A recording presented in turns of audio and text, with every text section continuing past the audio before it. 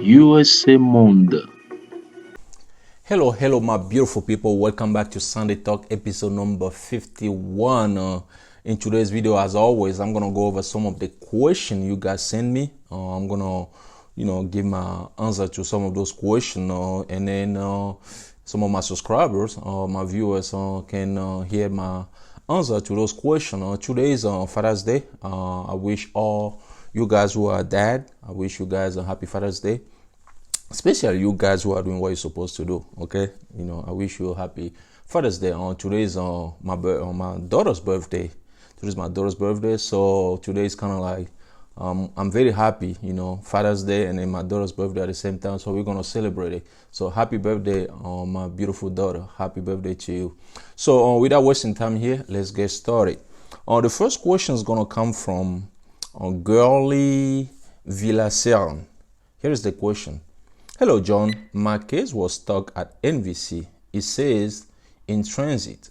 Until now, due to pandemic, our NOA2, which is notice of application number 2, expired last June 11. Will the embassy automatically extend its validity? Well, that's a good question. I think this guy is talking about a fiance visa, because some of you guys, you don't know. I think I talked about this in on last on Sunday talk. For K1 visa, the I-129F, once it's approved, you have 4 months, to complete the visa process. So if those 4 months, go by and you didn't have a chance to finish the visa process, most of the time what happens is the embassy officers, the consular officers, they will extend the petition so you can complete the visa process. Okay, most of the time that's what they do, especially this one is something that is out of your control because of the pandemic. It's not something you did in purpose. So I know for sure, I shouldn't say I know for sure, but I know the embassy will do or something. They will extend the petition for you so you guys can complete the visa process. Because another thing too, they didn't they didn't resume their visa services yet, so that's another reason why they will extend it. Okay, so this is not legal advice. Okay, whatever advice I give here is not legal advice, so you guys, I just want to let you guys know. Okay, so let's move to another question. This one will come from, I think, Anora. Let me see. No, they will come from Pono. Here is the question. Hello, sir. My question is, should the joint sponsor I-64 and W2 be submitted in one merge file? So basically, I think this person is asking if he can combine the affidavit of support form and a W2 form in one file and they submit it, upload it to Computer Electronic Application Center. I don't think it's a good idea, because the affidavit of support file has its part, so that's where you have to upload that file. And then supporting document, because W2 form will consider as a supporting document of the affidavit of support, so you have to upload that in support document area as well. So I don't think it's a good idea to combine both. If you do that, I'm sure NVC will reject it. They will ask you to upload them separately. Let's move to another question here. Let's see who's next.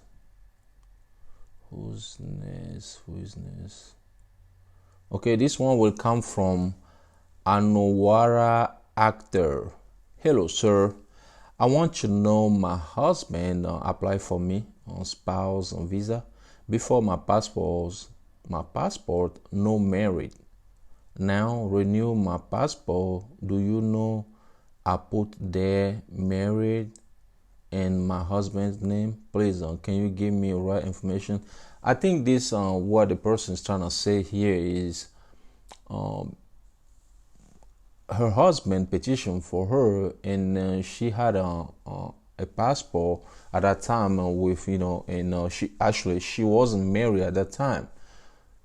So my question, if she wasn't married, how her husband was able to petition for her, because you have to petition for your spouse. Is there is I don't know if the person petitioned for her as a fiance, and then things are changing and they get married later. I don't know how, but I need more context here to answer this question. But in case you were single, and then you provide all the information where you were single. Once you get married, your husband is supposed to update your case at USCIS level. I don't know where your case is right now, if it's at USCIS or NVC, but your husband is supposed to update the case, and then whatever name you have to put would be the name, your legal name, basically. Okay, so if you get married and you change your name, you have to use the new name, the new one you using. But if you didn't change your name, so you're still going to use your old name, because not everybody change their name after they get married. So that's all I can say on this one. Like I said, I need more information to really answer this question. Let's move to another one here. This one will come from Mike Love. Okay. Here is the question. Hello, sir. My wife filed my I-130 petition since October 29, 2018, and up till now we haven't received any approval letter yet. And she was a green card holder by then, and she's now a U.S. citizen. She called and updated the case, and every time we call, they keep telling us to give them 45 days for a notice, and yet up till now we haven't received any notice yet. Please, what may be wrong, sir? Well, thanks for the question. I don't think anything is wrong, because the thing is, once you guys contact USCIS, if something is wrong, they can tell you in the file. They can tell you that, okay, they send you a notice or a letter to submit additional document, whatever. They didn't receive it yet. If they didn't say anything, they keep saying, give them 45 days. You just have to wait. Sometimes they will say 45 days, but you won't receive the notice the approval letter in 45 days. It's possible they might send it to you before 45 days. It's possible it can go over 45 days.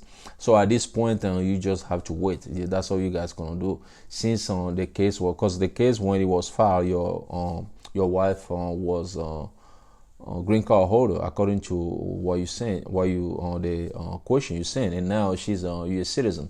So update all those stuff. It's gonna take a little time, but you just have to wait. You just have to wait till they reach out to you with the approval letter. Okay, and good luck. Let's go to another one here. This one will come from Tony. Let me see what Tony has to say. Tony, what is the Tony? Okay. So Tony Bermudez sent this question. Hello, your content is incredible. Well, thank you so much. Please, I need your help. I'm very concerned because I already submitted my DS on 260. He said 269, but I think he meant 260 form.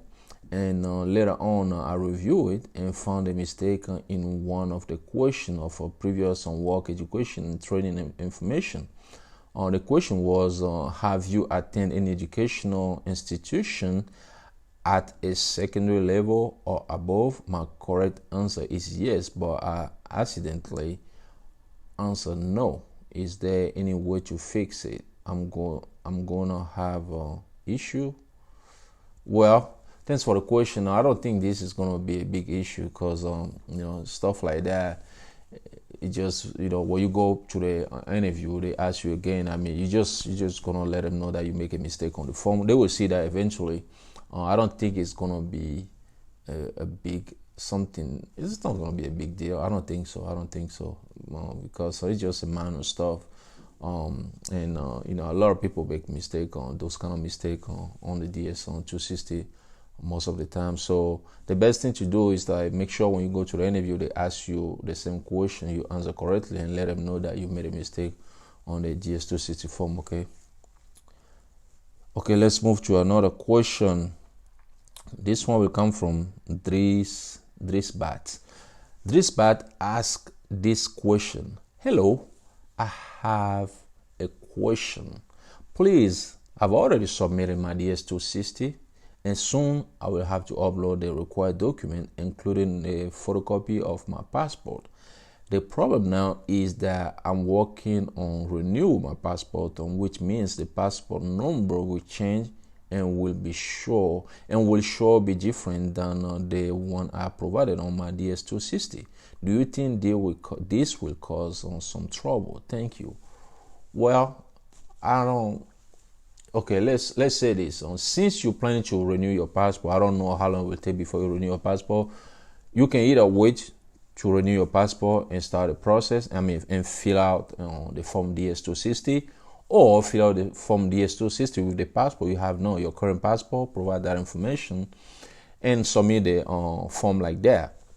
And then when you get a new passport, I know for sure, when you go to the interview, they're probably gonna ask you, because the passport number on the DS260 will be different than the passport you have at the time you go to the interview. And then you just provide that information, because you have to take your passport to the interview anyway. Just let them know, and keep the old passport. Take the old passport with you. That way, when they ask you, just show them that by the time you were when you are filling up the form DS260, you didn't have the new passport. Reason why you use the old passport number to fill out the form. Okay, because a lot of people do that. People start their process, and then by the time they go to the interview, it's probably like a year or more than a year. Then they have to renew a passport in most of the time, and they will renew their passport, and then they're going to take their new passport to interview. So it's a common thing people do. So I don't think that would be a big deal. Okay. All right, let's move to another one here. Let's move to another question. This will come from, I think, Brice Jallo. Brice Jallo, where are you? Here he is. Brice Jallo asked this question. Hello, USA Monda. If you are asylum granted and you don't have a lawyer to apply your green card, what can you and how much it costs for a green card? I think he meant what can you do and how much it costs for a green card. And if you are a refugee and you have a government benefit, can USCIS deny your green card? Please, I need your help, sir. Well, thanks for the question. So if you don't have a lawyer to apply for a green card, then you can apply for a green card yourself. Or the form I-485, it's easy to fill out. There is a lot of videos on YouTube show you exactly how to fill up the form, and then you go to the instruction page, the I-485 instruction page, and read about what kind of document you need to submit it to apply for the green card. You do that, you provide all those documents, because in this case, if you are asylum, I'm sure you're gonna provide the asylum paperwork, asylum document, your asylum document, basically showing that you are asylum, and then you apply for a green card based on that. So you can do that yourself. You still can do that yourself. And as far as how much it costs, all you got to do is to go to the USCIS website, www.uscis.gov/I-485, and then you scroll down, you will see filing fee. You click on that, you will see exactly how much you will pay based on your age. Okay, so that's how you do. So for the benefit, you asking if you somebody is a refugee and take a benefit, government benefit, if USCIS will deny their green card because of that. Well, one thing you have to know is that if you are a refugee, there are some benefit you will apply for. Okay, you basically, it's like,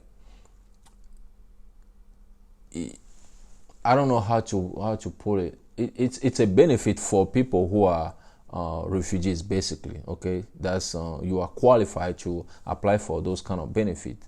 And I don't think if you are qualified for it, the government say you are qualified to take on those benefits, and they're gonna punish you later on because you take those benefits. I don't think that would be the case. And to answer your question, I don't think USCIS will deny your green card because you take a benefit the government provided to you. You know that is that you are qualified for, basically, if that makes sense.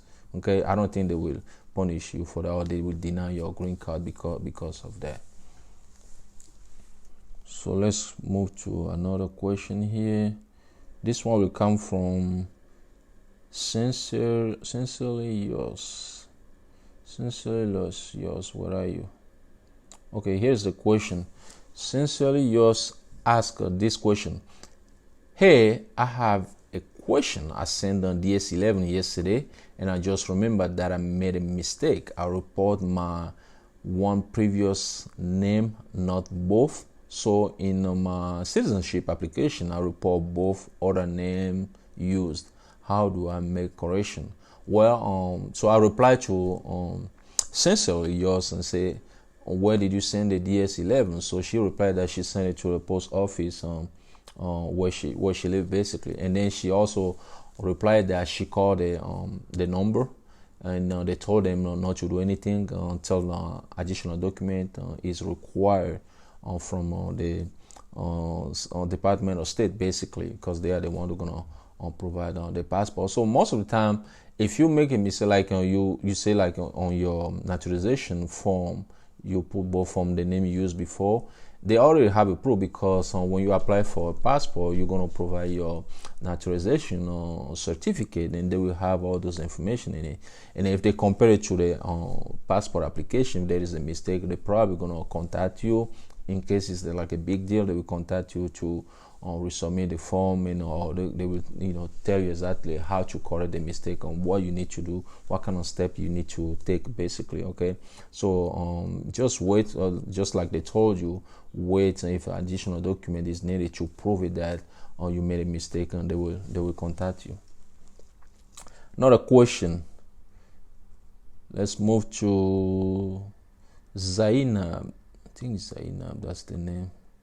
Zainab Wahid asked this question. Please, when will U.S. Consulate in Nigeria reopen? Is it until the consulate in each country reopen before we get an appointment date? Well, one thing, I don't know if they're gonna reopen. First of all, I don't know if they're gonna reopen the consulate. They're gonna resume their visa services after other U.S. consulate reopen. I don't think it will be like that. But one thing is, like, not all U.S. I don't think all U.S. Consulate will reopen at the same time. It depends on the state of the Department of State, whatever they said, because they didn't say anything about it now.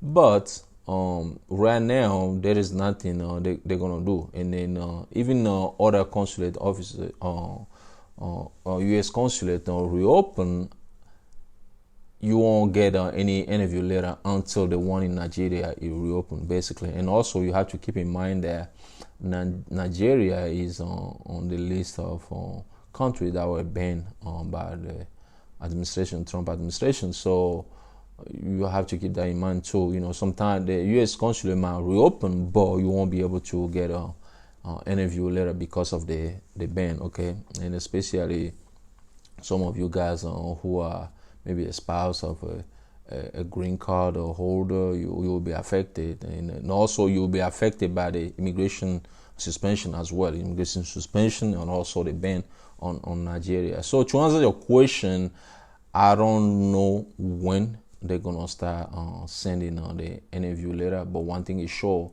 they're gonna do that after the consulate, U.S. consulate or U.S. embassies resume their visa services. That's all I can tell you. Okay, let's go to the last question of today, which is gonna come from Kadin LG. Kadin LG sent this question. My daughter case got approved at US CIS Center March 24th. I haven't heard anything since. Will her case got moved to NVC already? Well, if you're a U.S. citizen, you apply for your daughter's, and then your case was approved since March 24. You say normally the case should be at NVC level by now, okay? And then what's gonna happen once the case gets to NVC? They're gonna key in all the petition information in the system. They're gonna create a visa case, and then from there they're gonna contact you and let you know which is going to be the welcome letter, and let you know exactly how to start the process, what you need to do first, and then all the steps you have to go through. Basically, they let you know. Okay, so just have to wait. I don't know if by now you receive it yet. If you receive it, that's a good thing. But if not, you just have to wait a little bit. Then eventually they will contact you. Okay, so guys, that was the last question of today's video. Again, thanks for watching. Happy Father's Day to all of you guys who are dad. Like I say at the beginning of this video, and whatever you do today, do it peacefully. As always, stay safe out there. It's important. And thanks for watching, and I'll talk to you guys in the next video. Okay, bye bye. USA Monde.